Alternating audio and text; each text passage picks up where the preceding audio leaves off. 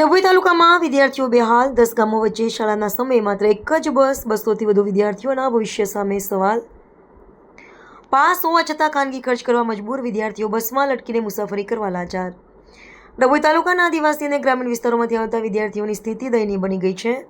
શાળાએ જવાના મુખ્ય સમયે એસટી બસની અપૂરતી સુવિધાના કારણે વિદ્યાર્થીઓએ કલાકો સુધી બસ સ્ટેન્ડ પર ઊભા રહેવું પડે છે અથવા તો બસમાં લટકીને જોખમી મુસાફરી કરવી પડે છે।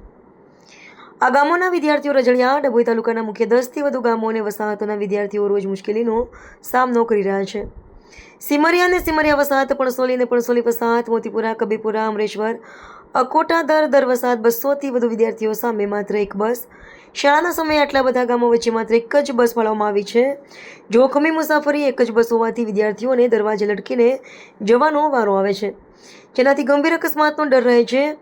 બસમાં જગ્યા ન મળતા અથવા બસ છૂટી જતા બસ પાસ હોવા છતાં વિદ્યાર્થીઓએ ખાનગી વાહનોમાં દરરોજ વધારાના પૈસા ખર્ચીને શાળાએ પહોંચવું પડે છે। અભ્યાસ પર અસર, કલાકો સુધી બસની રાહ જોવામાં વિદ્યાર્થીઓનો કિંમતી સમય અને ભણતર બગડી રહ્યું છે। નેતાઓ અને તંત્ર સામે પ્રજાનો રોષ બરાબર। સરકાર દ્વારા ટ્રાઇબલ વિસ્તારોમાં શિક્ષણ અને સુવિધાઓ માટે કરોડો રૂપિયાની ગ્રાન્ટો આપવામાં આવે છે, પરંતુ ધરાતલ પર વિદ્યાર્થીઓ પ્રાથમિક સુવિધાથી પણ વંચિત છે। સ્થાનિકોમાં ભારે આક્રોશ જોવા મળી રહ્યો છે। ચૂંટાયેલા પ્રતિનિધિઓ અને નેતાઓ માત્ર ફોટા પડાવવા પૂરતા જ દેખાય છે। જ્યારે પ્રજા અને વિદ્યાર્થીઓ સમસ્યા હોય ત્યારે નેતાઓ ગાયબ થઈ જાય છે।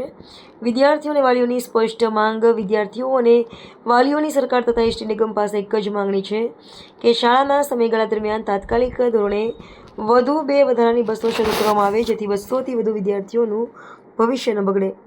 હવે જોવાનું એ રહે છે કે શિક્ષણના મોટા દાવા કરતી સરકાર આ વિદ્યાર્થીઓની હાડમાળી દૂર કરશે કે પછી આમ જ લોલમલોલ ચાલ્યા કરશે।